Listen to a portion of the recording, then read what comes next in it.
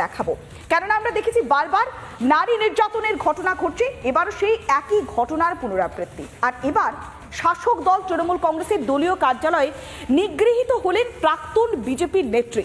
তাকে বারবার চাপ দেওয়া হচ্ছিল দল ছাড়ার জন্য, কিন্তু তিনি দল ছাড়ছিলেন না। আর তারপরে যখন তিনি দল ছাড়লেন, তারপরেও তাকে রেহাই দেওয়া হলো না, একেবারে দলীয় কার্যালয়ে ডেকে তাকে হেনস্থা করা হলো। এমনই ঘটনা পশ্চিম মেদিনীপুরের নারায়ণগড়ে। দেখুন একবার। রাজ্যের মহিলা মুখ্যমন্ত্রীর শাসনে তৃণমূলেরই কার্যালয়ে প্রাক্তন বিজেপি নেত্রীকে যৌন নির্যাতনের অভিযোগ। পার্টি অফিসে ডেকে যৌন হেনস্থার ঘটনায় শোরগোল মেদিনীপুরের মকরামপুরে। অভিযোগ, বিজেপি ত্যাগ করেছেন এই মর্মে তৃণমূল পার্টি অফিসে লিখিত জমা দিতে বলা হয়। সেই মতো রবিবার দুপুরে তা জমা দিতে গিয়েছিলেন তিনি। তখন ওই মহিলার ওপর অঞ্চল তৃণমূল সভাপতি লক্ষ্মীকান্ত শীত যৌন নির্যাতন চালান বলে অভিযোগ। আমার স্ত্রী আগে বিজেপি করতেন, বর্তমানে বিজেপি ছেড়ে দিয়েছেন, দল ছেড়ে দিয়েছেন। সেই কথাটা জানাতেই সেটা লিখিতভাবে জানাতে হবে আমাদের অঞ্চল সভাপতির বক্তব্য। এবারে সেই লিখিত দরখাস্তটাই দিতে টিএমসি পার্টি অফিসে গেছে। খানিক পরেই আমাকে বাজারের লোক খবর দিল যে তোমার স্ত্রী ওখানে অসুস্থ হয়ে পড়ে আছে।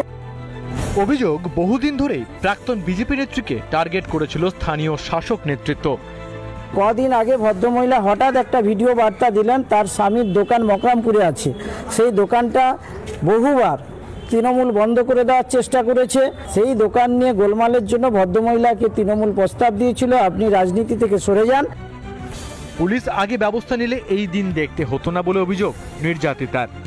আপনাকে আজকে ডেকে নিয়ে গেছে পার্টি অফিসে?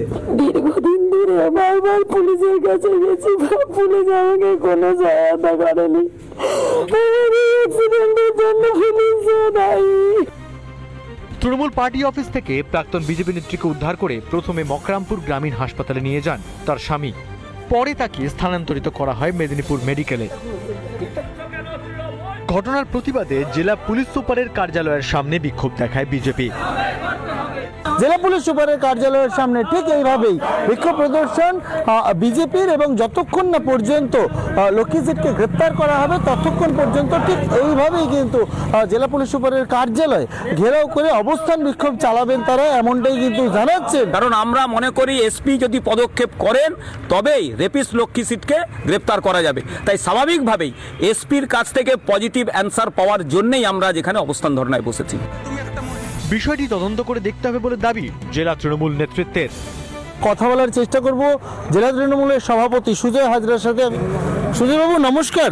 লক্ষ্মীকান্ত শীত, তার বিরুদ্ধে অভিযোগ, কি বলবেন? সত্যতা যাচাই করার প্রয়োজন আছে, যাচাই করে নিশ্চিতভাবে আমি আবার বলছি যে যদি এই ঘটনার এতটুকু কোথাও সত্যতা থাকে তাহলে এই সভাপতির বিরুদ্ধে দৃষ্টান্তমূলক শাস্তির ব্যবস্থা আমরা করব। সব মিলিয়ে গোটা ঘটনার রেশ কোন দিকে দাঁড়ায় সেদিকে গ্রাউন্ড জিরো থেকে নজর রাখবো আমরা। মেদিনীপুর থেকে ক্যামেরা পার্সন মৃন্ময়ের সঙ্গে সুদীপ্ত, রিপাবলিক বাংলা।